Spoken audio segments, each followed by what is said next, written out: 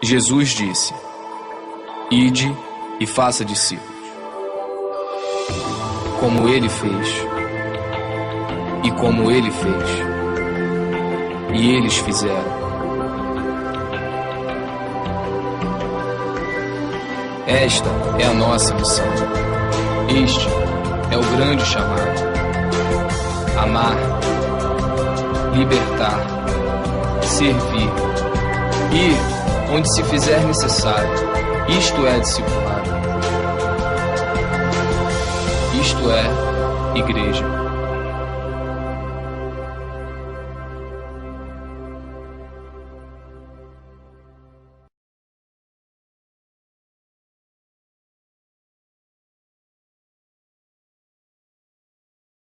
Muito bem, gente. Nós estamos na segunda mensagem desta série.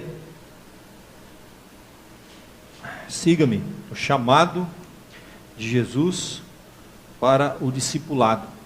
Se alguém perdeu a mensagem do domingo passado, pode entrar lá na internet, nos nossos canais de comunicação, no blog, tá em todo lugar lá, no YouTube, no Facebook, você vai encontrar essa mensagem. Essa mensagem realmente tem o propósito de despertar a igreja, de nos fazer repensar como igreja. Como eu disse no início do culto, no domingo passado, não há nenhuma contradição com os trabalhos internos da igreja. Esse vídeo até é interessante, porque ele fala fazer menos, né?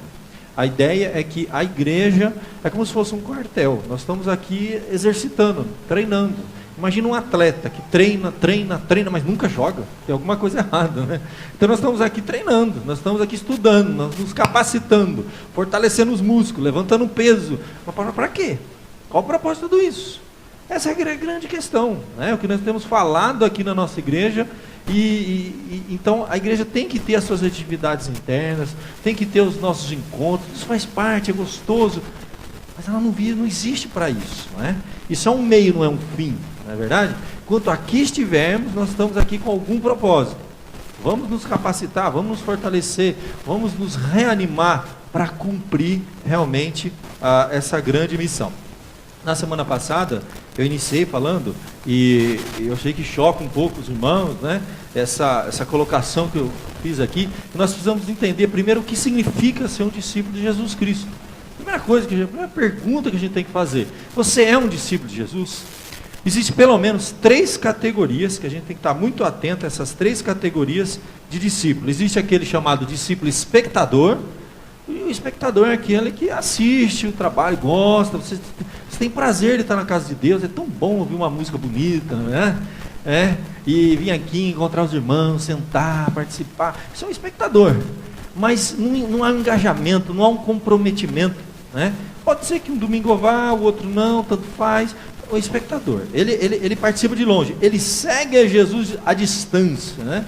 Vamos dizer assim. Existe aquele que é o cristão consumidor. Ele até tem um envolvimento a mais, ele chega até a investir um pouco, só que a mentalidade dele, no fundo, ele não sente parte daquilo. Então a ideia é a mentalidade comum hoje de consumir. Eu estou investindo, eu quero um retorno. Geralmente as pessoas sofrem muito nas igrejas, porque eles não ajudam a transformar aquele local, aquele espaço, aquele grupo. Eles mais cobram. Aí é perigoso, nós podemos entrar num caminho de sermos críticos demais, sabe? É um caminho muito perigoso para o cristão. Ele se torna um consumidor, está consumindo, assim como ele consome entretenimento, bens, ele está consumindo a fé. Então a igreja se torna um local. E tem igreja que gosta disso, né? Porque aí você conecta o negócio e vai, investe mesmo, e suga tudo do cara. Não é essa a ideia. Nós não queremos ser espectadores, nós não queremos ser consumidores, né? Nós queremos ser cristãos discipuladores. Esse grupo é um grupo de pessoas que já compreendeu o chamado de Cristo. Sabe por que ele está aqui, ele sabe por que Jesus tocou na vida dele, qual o propósito de Deus na vida dele, e ele quer crescer em maturidade. Ele sabe que a igreja tem defeitos, os membros têm defeitos, a liderança tem defeitos, mas ele não está ali para consumir, ele está ali para servir. Ele está mais preocupado em servir do que em ser servido. Ele quer ser usado como instrumento, ele quer discipular, né? É quando ele deixa de ser um eterno aprendiz, mas ele começa também a se colocar nas mãos para ensinar outras pessoas. Então, nesse processo de cristão espectador, consumidor e discipulador, a gente tem que se perguntar onde eu estou. Tá? É um processo. Será que eu estou tão distante que eu sou um mero espectador? Será que eu já estou chegando, mas eu estou ainda sendo um consumidor? Ou você já está se tornando um discipulador? Será que você tem algo para falar de Jesus para as pessoas, que Jesus fez na sua vida? Jesus é real, a experiência que você teve com Ele é real, a ponto de você sentar com um amigo lá do seu trabalho, na escola, no bairro onde você trabalha, e poder falar quem é Jesus, e poder compartilhar o amor de Cristo com aquela pessoa, e fazer novos discípulos. Eu espero que a gente esteja pelo menos caminhando para esse aspecto de cristãos discipuladores. E aí então nós vimos 3 marcas do verdadeiro discípulo. Lá em 2 Timóteo capítulo 2, última carta de Paulo, últimas palavras do apóstolo Paulo para um jovem discípulo dele, o jovem Timóteo. E nessa carta, 3 coisas que fica claro. Ele começa dizendo: tu, meu filho, filho na fé. Paulo discipulou a Timóteo. Timóteo era um jovem mal resolvido espiritualmente, filho de pai grego, você lembra, né? E de mãe judia. Ele não foi discipulado pelos pais. Anotamos isso aí na semana passada. Seu primeiro discípulo dentro da sua casa, seus filhos. O pai de Timóteo não cumpriu a sua missão. Ele era um pai grego, ele não podia dar o que não tinha. Ele não discipulou o filho. O filho era mal resolvido. Ele não era circuncidado. Paulo pegou esse jovem. O pessoal não sabia se ele era judeu, se ele era grego, o que ele era. Falou assim: não vamos resolver esse negócio. Circuncidou o rapaz. Agora é o seguinte: ele é um judeu convertido ao cristianismo, tá bom?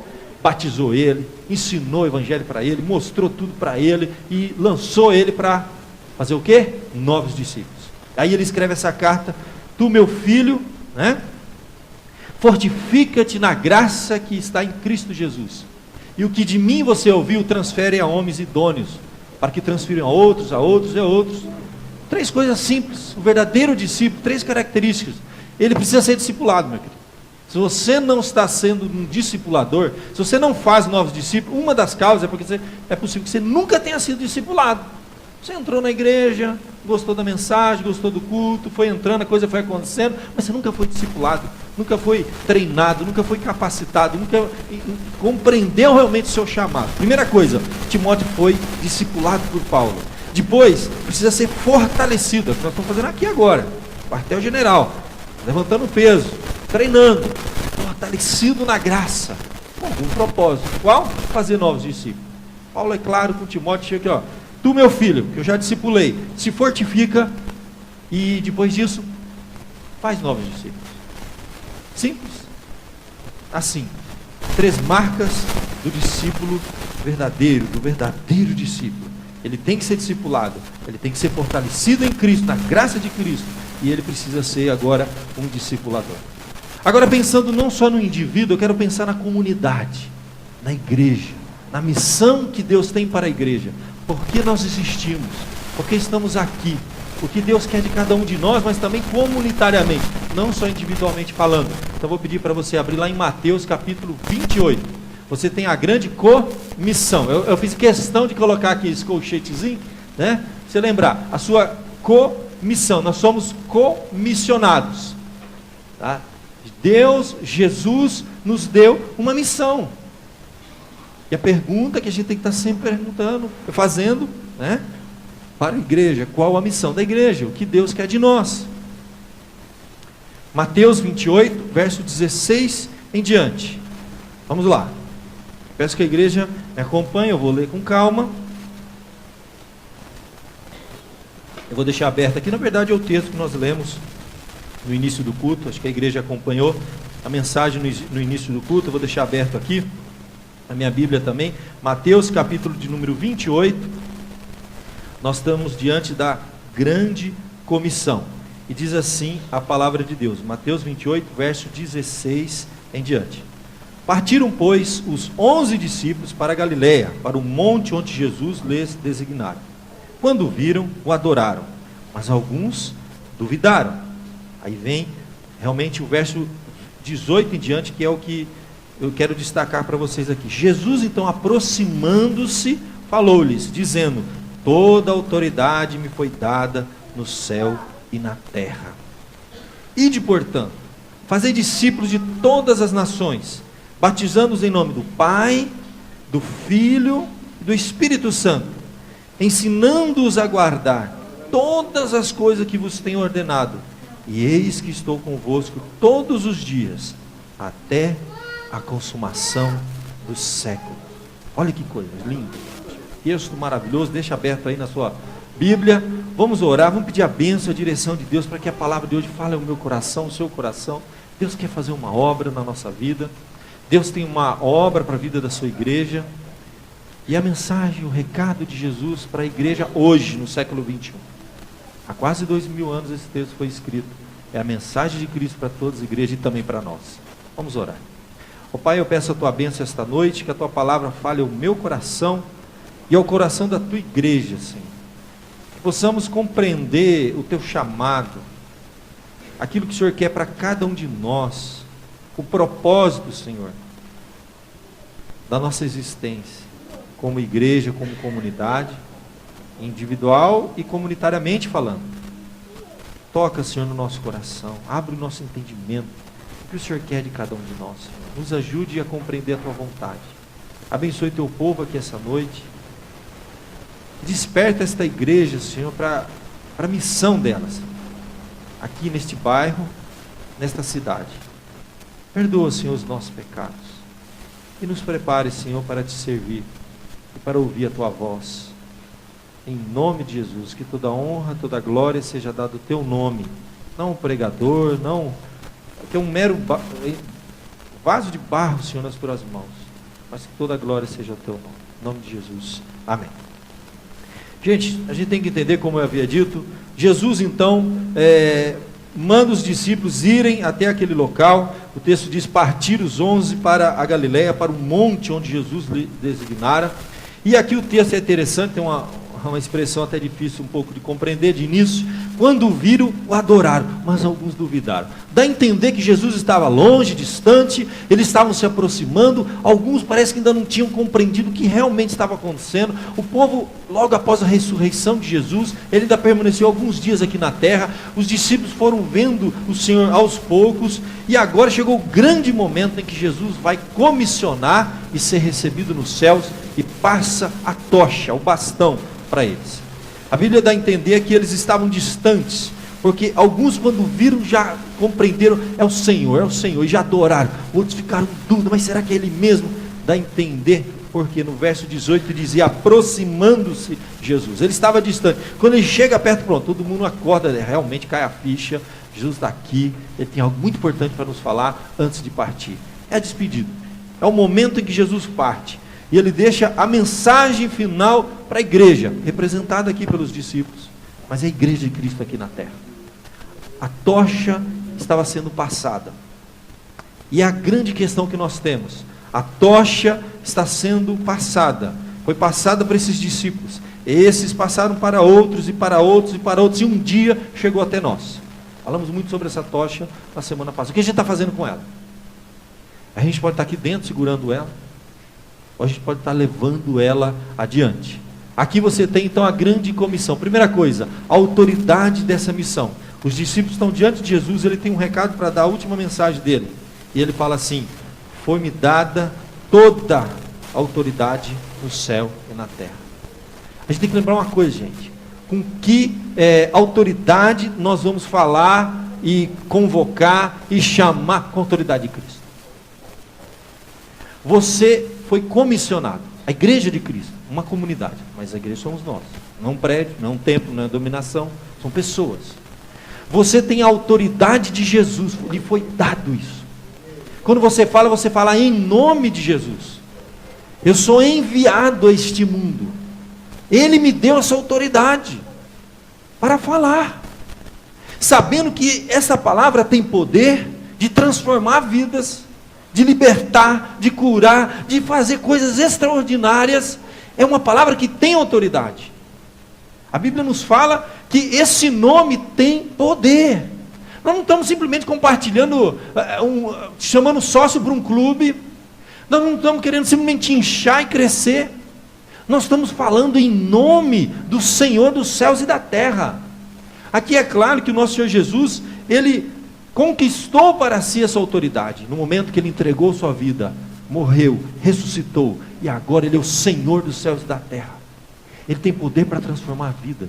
E o Evangelho é o poder de Deus para a salvação de todos que nele creem. Nós temos isso, gente. Nós temos algo que não temos noção do poder que é isso. É uma criança que tem uma coisa tão poderosa, tão extraordinária. É o bem mais precioso que o homem tem. É verdadeiramente um tesouro em vaso de barro. E muitas vezes eu penso que nós não temos muita noção do que realmente nós estamos falando, do que nós estamos fazendo aqui. Nós não temos noção realmente do que é o Evangelho. É o poder de Deus para a salvação eterna do ser humano. E é na autoridade de Cristo que eu e você, não precisa ser pastor, não precisa ser formado em teologia, não precisa decorar a Bíblia inteira. Você precisa ter realmente um encontro com Cristo, ser um verdadeiro discípulo, ter sido discipulado, fortificado na fé, na graça que há em Cristo Jesus, como Paulo falou para Timóteo na semana passada. E agora você tem a autoridade de Deus.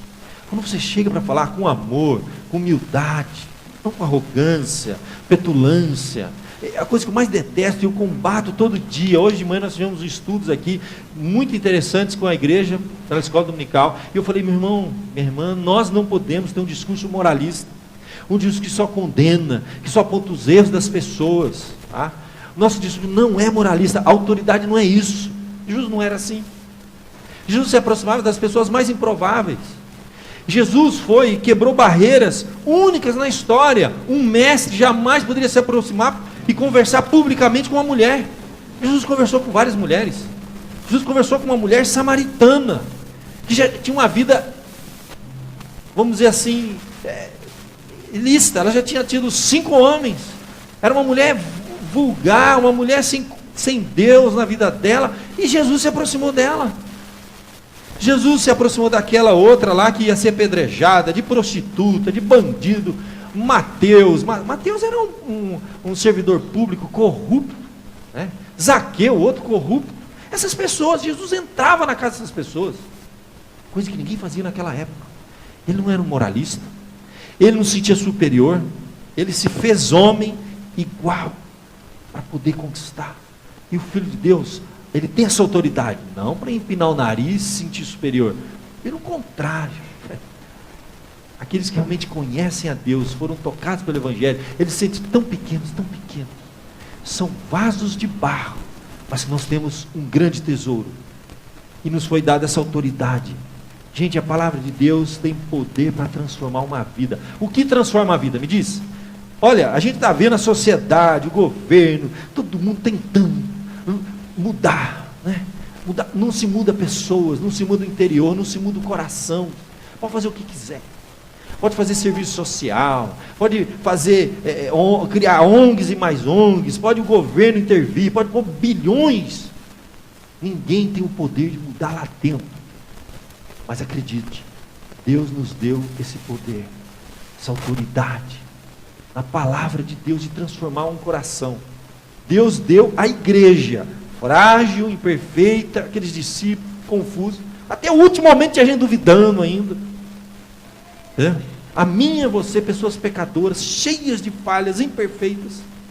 Deixa eu falar, não existe condições perfeitas, tá? Você não espere condições perfeitas para que esse processo do discipulado ocorra. Pelo contrário, ele sempre ocorre em condições imperfeitas. A Bíblia diz que Deus chamou as coisas loucas desse mundo, começa por aí. Os discípulos de Jesus geralmente são pessoas complicadas, cheias de defeitos, tá? Com limitações assim que assusta a gente. As situações, não espere uma igreja perfeita para você ouvir esse chamado e cumprir esse chamado. Nós sempre enfatizamos na nossa igreja, é uma igreja imperfeita, liderada por pessoas imperfeitas, frequentada por pessoas imperfeitas, tá? Em que nós chamamos mais pessoas imperfeitas para anunciar o único que é perfeito. A glória realmente no final sempre vai ser dele. Então essa autoridade está em Cristo e Ele está nos transferindo. Toda autoridade me foi dada nos céus e na terra. Essa palavra de Deus tem o poder de ressuscitar espiritualmente uma pessoa morta. A Bíblia diz que todos pecaram e carecem da glória de Deus, estão espiritualmente desconectados de Deus, mortos. Se morrer hoje sem Cristo, você sabe para onde vai. A Bíblia é clara.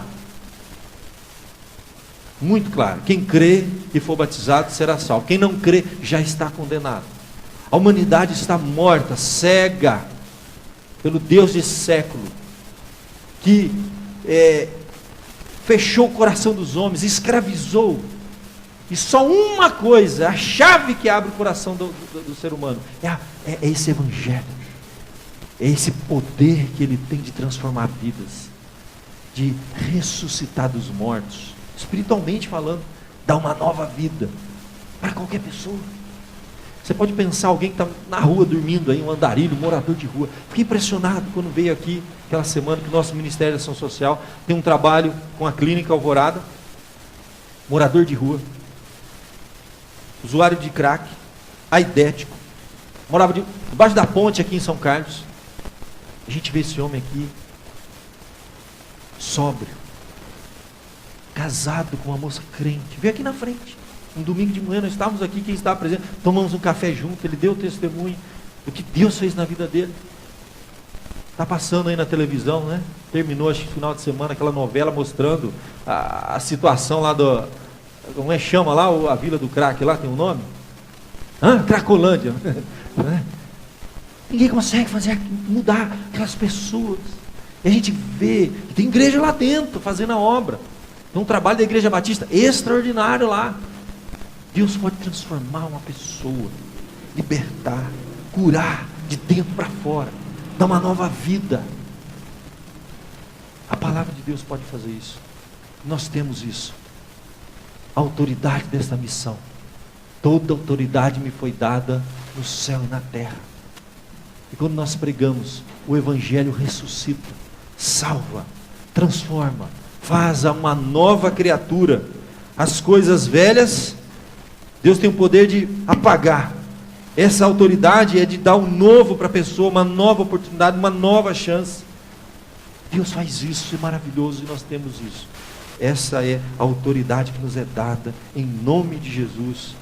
Como porta-voz de Cristo aqui na terra, Deus chama eu e você, a igreja. Essa é a grande autoridade que a igreja tem. Tá? Segunda coisa, meu querido, o texto nos fala, o exercício dessa missão. Vamos pensar no exercício dessa missão. É importante a gente pensar no exercício dessa missão. Porque é aí que vem um ponto interessante. O verso 19 de ide, portanto, fazer discípulos de todas as nações, batizando o nome do Pai, do Filho e do Espírito Santo. A gente tem que lembrar uma coisa, gente. É sim possível. Nós temos momentos especiais na vida da igreja. Vamos reunir os jovens, vamos fazer entrega de folheto. Temos um programa de rádio que a gente prega o Evangelho. A gente pode ter momentos pontuais. Mas deixa eu contar uma coisa para você. A ênfase do texto não é essa. Não é um evento evangelístico, não é num culto evangelístico, não é num trabalho de igreja evangelístico. A ênfase do texto, sabe qual que é? É mais ou menos assim, ó. Enquanto você está indo, faz discípulo. Na verdade, o exercício, eu vou dizer para você, é um estilo de vida. É um estilo de vida que contagia as pessoas. É um estilo de vida. Ninguém é evangelista em algum momento, quando está aqui na igreja, agora vamos distribuir folheto, vamos fazer um trabalho da igreja, agora um trabalho missionário da igreja. Esse é o trabalho. Não existe isso. O que o texto está enfatizando é de um estilo de vida. Enquanto a gente faz discípulo. Mas onde? Como? 24 horas por dia. Quem tem esse tesouro dentro de si é luz, né? É sal que salga este mundo. Essa é a grande diferença. A ênfase do texto, deixa eu falar uma coisa para você, é estilo de vida.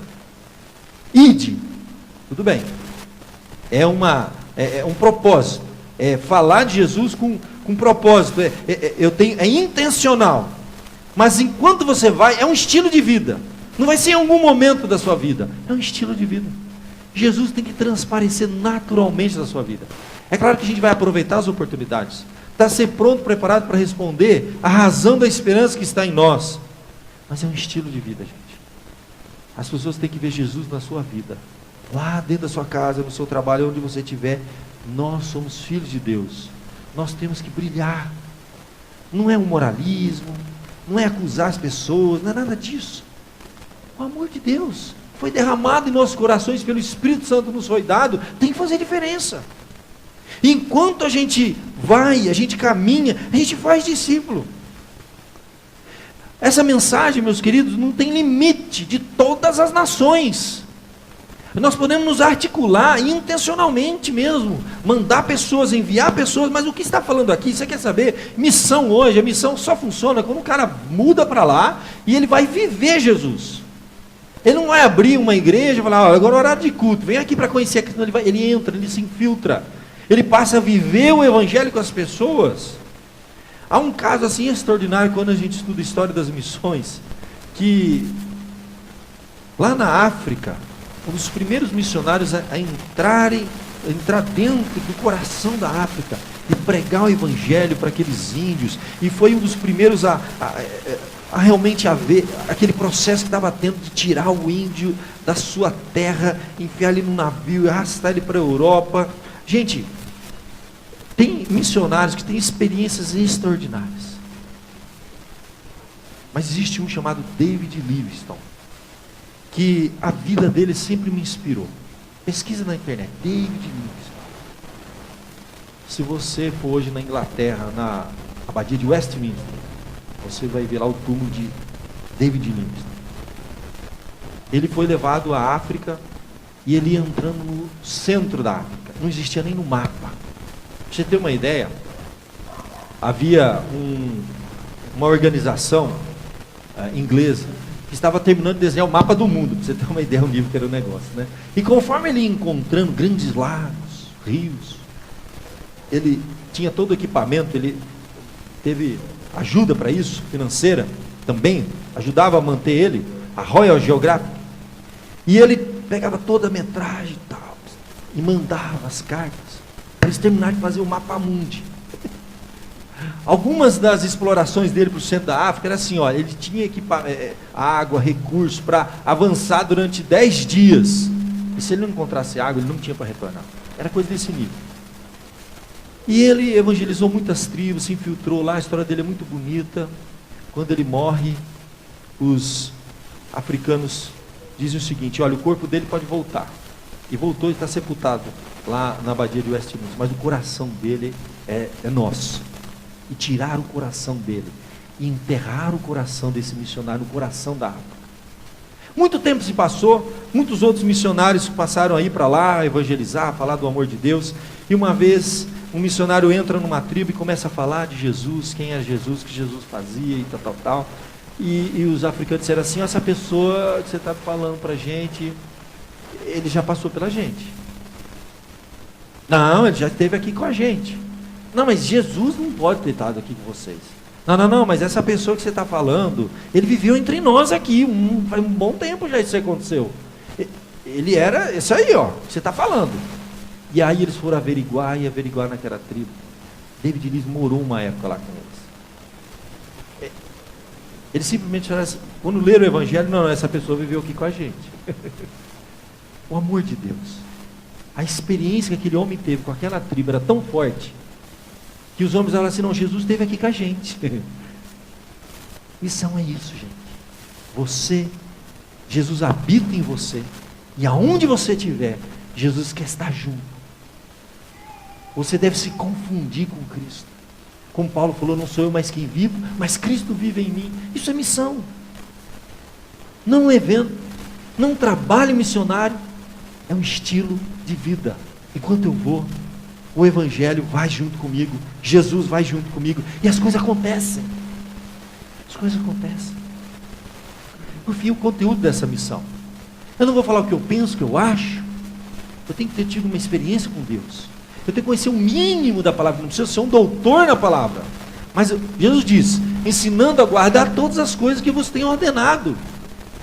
O poder está na palavra. A Bíblia diz que a fé vem pelo quê? Vem pelo ouvir da palavra. Coisa mais simples do mundo. Gente, eu tenho um grupo na segunda, um na terça, um na quarta, um na quinta. Todos os dias à noite eu estou numa casa.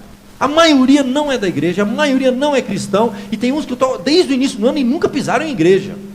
Você vai vir com o pé. A gente não faz outra coisa. A gente abre a Bíblia. Vamos ler o que o texto está falando. Deixa Deus fazer a obra. Não é a gente que faz a obra. Deus faz a obra. É extraordinário. A gente vê uma pessoa cética, incrédula, De repente, dizer para mim agora, está clareando, agora eu estou compreendendo. Deus faz. O evangelho simples. Quem é Jesus? O que Ele fez para a gente? É coisa assim. Eu vou falar para você, eu tenho certeza que todos nós aqui conhecemos o mínimo necessário para compartilhar. Ensinando a guardar todas as coisas, o conteúdo dessa missão. E eu vou dizer uma coisa para você. O puro evangelho, simples, sem muito floreio. Quem é Jesus? O que Ele fez pela gente? E o que Ele tem para cada um de nós? Transforma uma vida, gente. Transforma um local. Transforma pessoas. Transforma um grupo.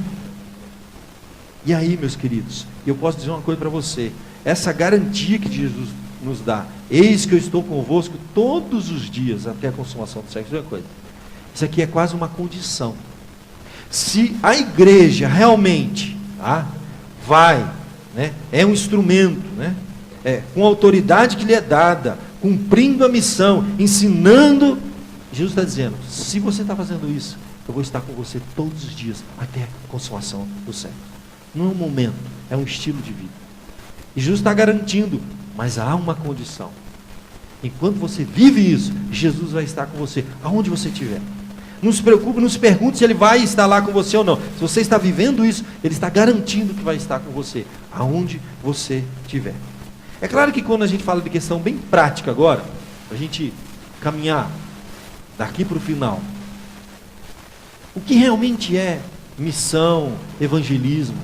Eu não estou dizendo aqui, e essa nossa série, ela não vai ser contra qualquer trabalho, atividades da igreja. Nós fazemos bazar. E o recurso que a gente recebe, a gente investe, por exemplo, na recuperação de dependente, que hoje está convertido, um cara com AIDS, viciado em crack, hoje está vivendo uma vida normal, e com Cristo. Então, quer dizer, precisa de recurso, né, gente? Não tem como.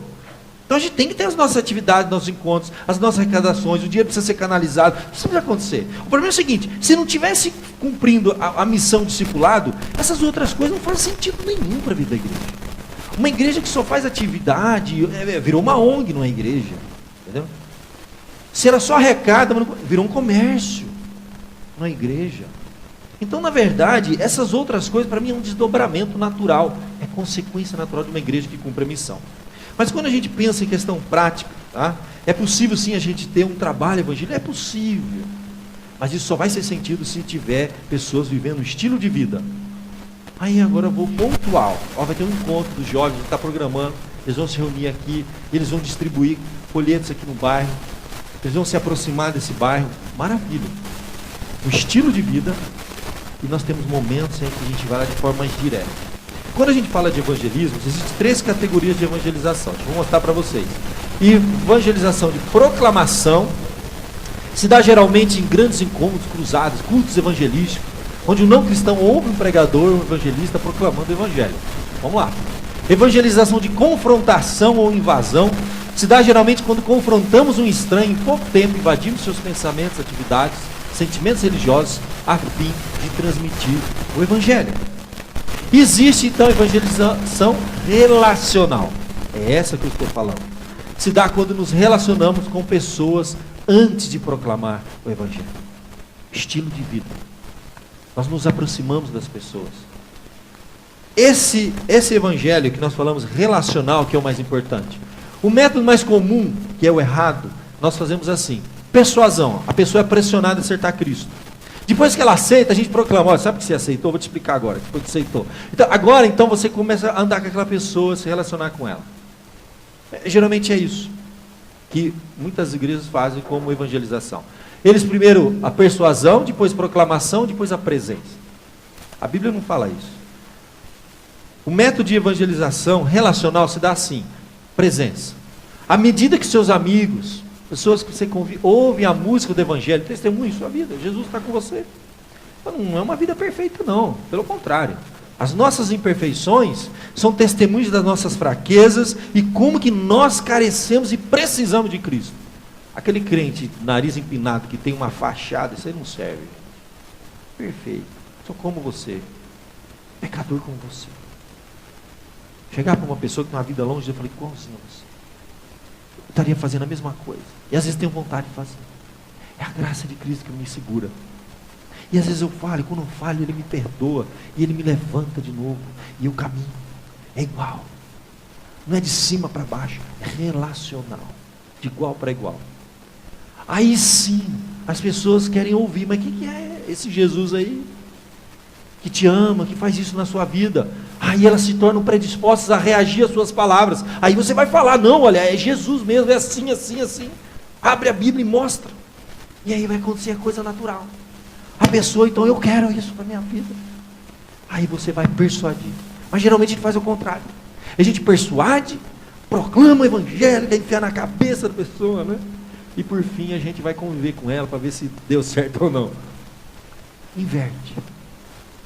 Pensando nesse processo, a gente pode dizer, então, primeiro vem a presença, depois a proclamação e depois a persuasão. Esses três processos, a gente pode dizer assim, um meio de evangelização. O amor, a unidade, boas obras, esperança, intimidade, aceitação, compreensão. Amar as pessoas como elas são, compreender as fraquezas dela, conviver, não ser uma pessoa que fica só julgando, condenando, vendo os erros. Para com isso, para com isso. Ame as pessoas. Quem faz a obra é Deus. Se tem vício, se tem prática, se a pessoa vive uma vida sexual, cheia de vício, tudo doido, ame. Deus vai mudar. Isso vem com o tempo. Não tenta formatar para depois trazer para Cristo. Não. Aquela velha frase, venha como está. E aí, meu querido, o que vai acontecer? O resultado disso? As pessoas que recebem ajuda e amor da parte do cristão, elas vão sentir, pô, esse cara aí, meu, ó, ele é um religioso, ele vai na igreja, mas ele não é moralista, ele não fica me criticando, ele não fica apontando meus erros, ele me ama como eu sou, ele convive comigo, ele entra na minha casa, ele sai comigo, ele come comigo, ele senta na mesa, ele conversa. Se aproxime da pessoa, aceita ela como ela é. A obra quem faz é Deus. A palavra de Deus tem poder. Vamos devagar. Segunda coisa, a pessoa está aberta agora. Baixou a guarda. As barreiras foram quebradas. Aí sim, você pode fazer uma leitura da Bíblia. Posso ler a Bíblia com você? Posso te dar uma Bíblia? Você tem Bíblia na sua casa? Uma coisa que tem. O poder está nela, meu. Então não adianta. Primeira coisa que você perguntar, você tem uma Bíblia na sua casa? Eu posso te dar uma Bíblia? Liguei a semana da Sociedade Bíblica. Gente, tem Bíblia aí a R$2, R$3. Dá para você com R$30 compra 10 Bíblias. Com R$300 você compra quantas Bíblias? 100 Bíblias. Gente. Tem Bíblia aí a 3 e pouco. Tem tudo quanto é preço. Não é desculpa. Liguei a semana. Vamos fazer uma lista aqui. Vamos passar para a igreja. Dá uma Bíblia para a pessoa, uma literatura, pode até ouvir uma mensagem, um CD, um vídeo, o que você quiser. Pode até ter comunicação em massa, estudo bíblico nos lares. Vem depois. Aí o que vai acontecer? A pessoa que ouviu a palavra, compreendeu, ela foi tocada pelo Evangelho. Não fomos nós que convencemos, foi o Espírito de Deus. Aí naturalmente, a convicção do Espírito Santo, e aí a orientação do evangelista. Você é um missionário. Você foi tocado pela palavra de Deus. Deus está tocando a sua vida, filho. É o seguinte, vamos se comprometer com Cristo. Aí sim, finalmente, a pessoa movida pelo Espírito Santo se entrega a Cristo. Isso é verdadeiro evangelismo. Primeiro, não depende de muito conhecimento bíblico, gente. O que você sabe não é tão importante quanto o que você é. Você é um filho de Deus, acabou, já é o bastante. O Espírito Santo está em você. Amém. Você conhece Jesus? Conhece o mínimo? A palavra de Jesus? Acabou, não precisa mais disso. Você é um filho de Deus, estilo de vida. Viva o amor de Cristo, não condene, ame. Deus vai fazer a obra. Segunda coisa, olha que coisa maravilhosa que vai acontecer agora. Eu vou pedir para o pessoal da internet que mexeram aí. Muda o próximo slide para mim, por favor, querido. Verdadeiramente evangelização pessoal. Pois não trata com pessoas estranhas. Um relacionamento pessoal. Que mais? Vamos lá. Sua eficácia está relacionada diretamente ao exercício de todos os dons do corpo de Cristo, não só o dom de falar. Tem pessoas que podem estar evangelizando. Tem uma pessoa doente no meu bairro. Vou fazer uma torta, vou levar para ele. Acabou. Isso aí. Amor, relacionamento. Você está passando dificuldade. Posso fazer uma oração por você? Simples. Eu vou te levar lá, você está passando dificuldade. É ajudar as pessoas de forma concreta. tocar nas pessoas, não cobrar nada, e nada em troca. Deixa a coisa acontecer. Vamos lá. Próximo, por favor, mude pra gente. Liberta o cristão da pressão de converter pessoas, pois ele é chamado para ser testemunha, ser luz, tocar a música do Evangelho. Não tem que converter ninguém, gente. Não foi chamado para isso. Quem converte é o Espírito Santo. Não tem que convencer ninguém de nada. Tem que simplesmente amar as pessoas. Por fim, meu querido, vamos para o próximo slide aqui. Na comunicação, nada tem significado sem contexto. Nesse método, o conteúdo das palavras é comunicado dentro de um contexto. A música do Evangelho, aquele relacionamento. Próximo, quando o amor é sentido, a mensagem é ouvida. E por fim, quando a presença é realmente sentida, a palavra se faz necessária. O não cristão vai perguntar: qual a razão da esperança que há em nós? Você tem que estar preparado. Tem que estar preparado. Tem que conhecer um pouquinho a palavra de Deus. Gente, isso aqui não pode ser. Olha, imagina uma pessoa com 10 anos de igreja. Imagina você fazer uma faculdade durante 10 anos. Nem dá, né? Jubila, né? Cursão intensiva. Aí você está 1 ano aqui na igreja, gente. 1 ano. Por que nós estamos aqui? Nós somos treinados para quê? É um quartel que a gente exercita. A gente que está explodindo de músculo, de conhecimento, de tudo, mas não usa para nada. Nós vamos terminar com um vídeo que eles vão passar para a gente, tá? Terminando esse vídeo, se tiver música, pode vir à frente para a gente encerrar. Eu já passei esse vídeo na igreja há muitos anos atrás, faz tempo que eu não passo, tá? Que mostra essa grande missão da igreja, e é uma metáfora com um barco. Acho que alguns aqui vão se lembrar do tal do barco, né? Presta atenção, são alguns minutos, eles vão colocar para a gente. Eu vou apagar as luzes, pedir para o pessoal depois apagar as luzes. Presta atenção nesse vídeo, é um chacoalhão para nós, igreja.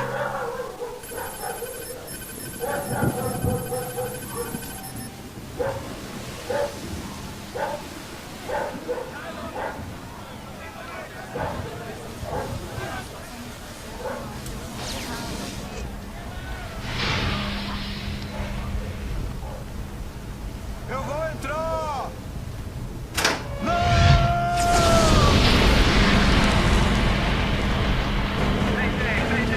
Mayday! 1254, aqui é o Rosa Mary. Ocorreu uma explosão a bordo. Temos um incêndio, estamos em perigo. Temos somente alguns minutos. Câmbio, Rosa Mary, aqui é a guarda costeira. Todos os navios da vizinhança dos 44 graus norte e 127 graus oeste entrem em contato e preparem-se para prestar ajuda imediata. Câmbio. Guarda costeira 1254, aqui é o Corpus Christi. Estamos nas mediações e no percurso em direção ao Rosa Mary. TSE é de 7 minutos. Câmbio. Entendido, Corpus Christi. Estamos aguardando. Câmbio. Fairbanks. Senhor, temos um navio nas imediações, é o Corpus Christi. A ponte de comando informou que eles têm 62 tripulantes com 24 botes salva-vidas para lançamento. Ótimo. Dê as coordenadas e as especificações do manifesto do Rosa Mary imediatamente. Quero um relatório sobre a situação do Corpus Christi em 5 minutos. Sim, senhor.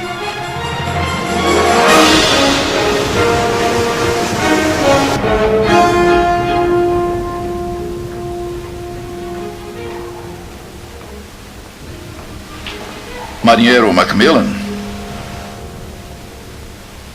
Que noite para o seu primeiro dia de serviço? Quem é você? Escolhas, Jack. Você, amigo, está para entrar no Vale da Decisão. Desculpe-me, senhor, eu tenho... Deixa eu perguntar uma coisa. O que vem primeiro? As dependências de um navio? Ou seu propósito como um todo? Eu creio que o propósito desse navio é bem claro, senhor. Exatamente. Nosso propósito deveria ser bem claro. Jack, estamos entrando em território perigoso. Não há como negar. No entanto, dentro deste navio é um lugar confortável para ficarmos. E aí está a sua escolha. Você irá? Ou também se contentará em simplesmente estudar sobre ir? Senhor, eu tenho que ir. É que eu tenho que servir. E a festa está começando. Jack, a festa já está quase terminando.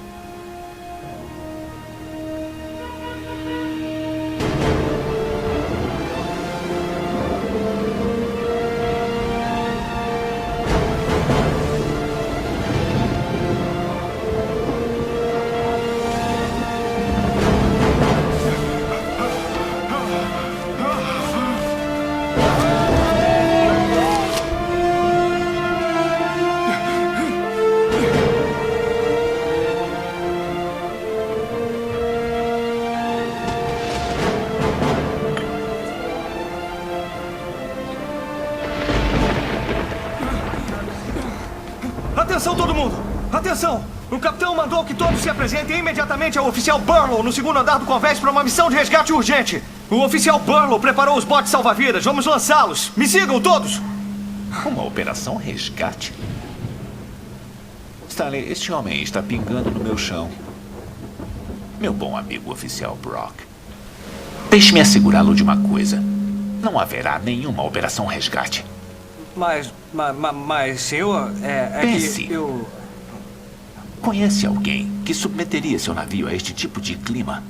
Só aqueles que desejam continuar despercebidos. Então, se algum grupo de traficantes se meteu em confusão, eu vou ser o último a arriscar minha vida para salvá-los. Eles que se lixem. Mas, senhor, o propósito desse eu navio sei perfeitamente qual é o propósito deste navio. Você quer matar todos nós? Não, mas é que... O motivo principal de estarmos dentro de um barco como este é que ele nos protege do que está do lado de fora. Isso não está claro para você, oficial Brock? Bom, talvez...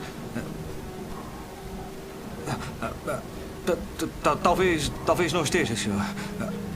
Desculpe, senhor.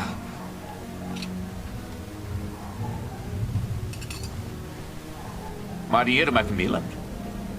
É você que vejo juntar-se aos sábios?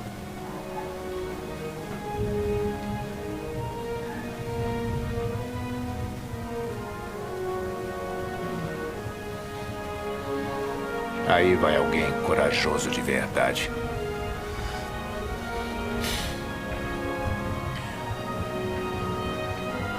Todos, pontualmente na igreja às 21h45.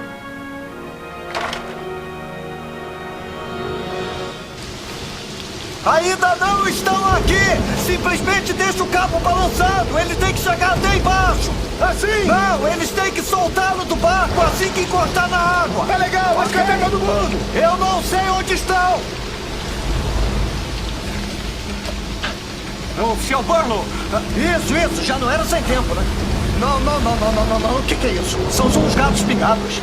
Não, pelo amor de Deus, você não entende? Eu acabei de preparar os 24 botes salva-vidas, tudo que tínhamos. E você me traz 6 pessoas? Sim, senhor. Está ciente de que é preciso pelo menos 2 pessoas para lançar um bote? Sim, você quer dizer que estamos prestes a lançar 3 botes salva-vidas de um total de 24 para resgatar 76 pessoas? Você está ficando louco? Não, senhor. Aquelas pessoas só têm alguns minutos de vida nessa temperatura de água. E você me traz meia dúzia de gente! Brock, o que está acontecendo lá em cima?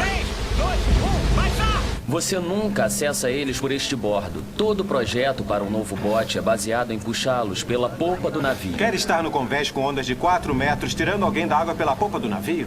Nem pode alcançá-los. Eu revisei isso com o Burlow por 3 semanas. Acho que é melhor você fazer o seu dever de casa. Pelo menos já esteve no novo salva-vidas. Devia estar feliz por não estar lá fora nessa chuva. Acho que está na hora do culto.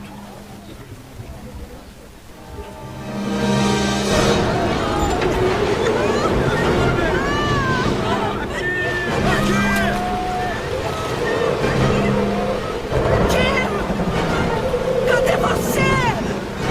Onde você está?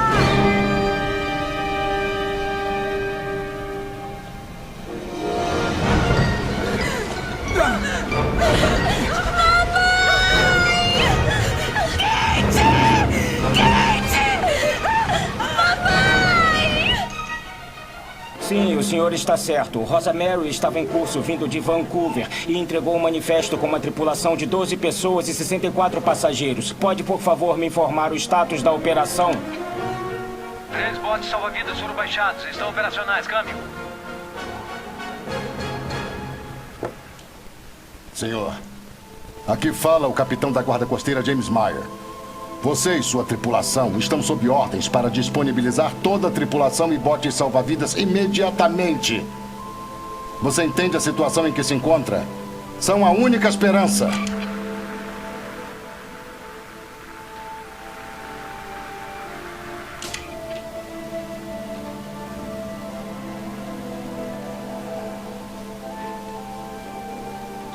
Eles têm o melhor navio que existe. 62 tripulantes, 24 salva-vidas e lançam somente 3.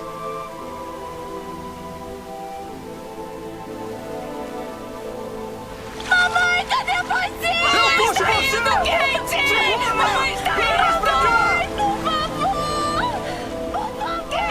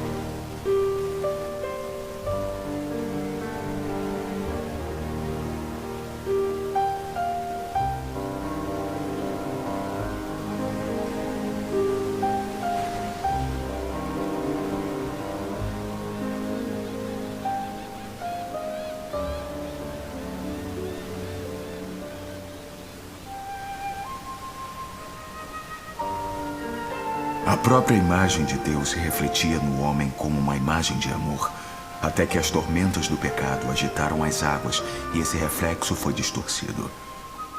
Porém, Deus não foi passado para trás.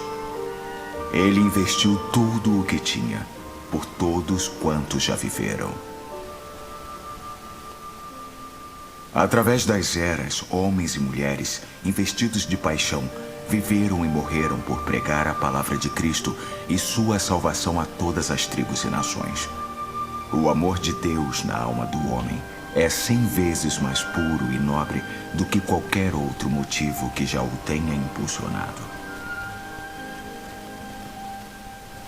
Conhecer o amor de todos os amores é o segredo de todos os segredos. Meu amigo, eu estou aqui para dizer-lhe: a Igreja de Jesus Cristo não é um barco de prazeres, mas sim um bote salva-vidas para a salvação de almas. E precisamos de toda a ajuda a bordo.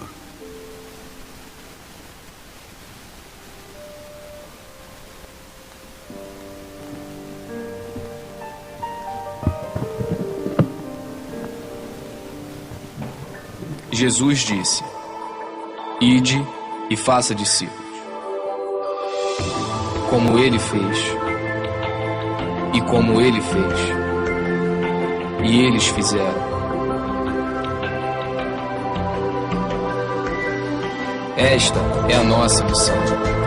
Este é o grande chamado: amar, libertar, servir, ir onde se fizer necessário.